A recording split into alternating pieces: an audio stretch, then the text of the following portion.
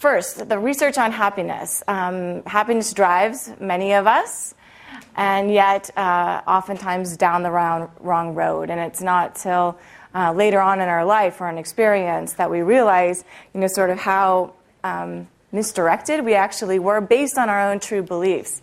So let me give you a couple of examples. There's 3 happiness paradoxes that I wanted to seed with you. The first, most commonly held belief is that happiness is a single construct. So if I ask you, Jeff, are you happy? And you say, yes. Good. And then I ask you, what's your name? Eva, are you happy? And what would you say? I think so, yes. You think so? A more contemplative person. I'm not saying that you are not, Jeff. You seem like a very contemplative person.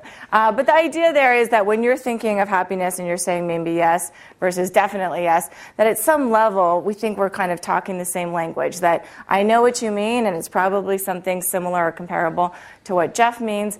And yet we find in some recent research with Sepp Kamvar and Cassie McGillner, and there's work by Jeannie Zai and others that have focused on these 2 types. There's really 2 types of happiness. And one is this happiness where if you ask people, what are the first associations that come to mind with happy? You might say excited and pleasurable, and it feels good, and I want something desirable, energizing. And then the second type, so let's call that exciting happiness for a second. The second type of happiness is associated with a very different set of associations. Let's say I ask Jeff, what's happiness? And he says it's actually meaningful and peaceful and content, fulfilling. It's simple, maybe even small, but fundamental. And let's call that peaceful happiness for a second. And our contention is that when, depending on the gender, depending on the age, depending on the culture, that when you ask, are you happy? People are fundamentally giving you, the same response, yes and yes, but having 2 very different conceptions in their heads. Now, the second paradox is that we often assume happiness to be stable. So, you're making a decision. What's your name? Yeah. Campana? Yeah. And how old are you? Go for it. We won't tell anyone, and this is not at all on video. Go ahead.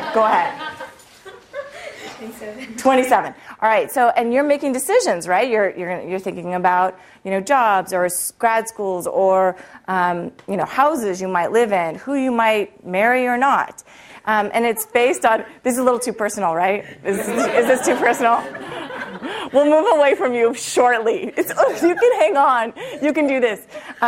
So the basic idea there is that you're making decisions based on your current definition of happiness. So if that's excitement, happiness, you're going to make decisions based on that. If it's peaceful happiness, you're going to make decisions based on that, and there are very different decisions.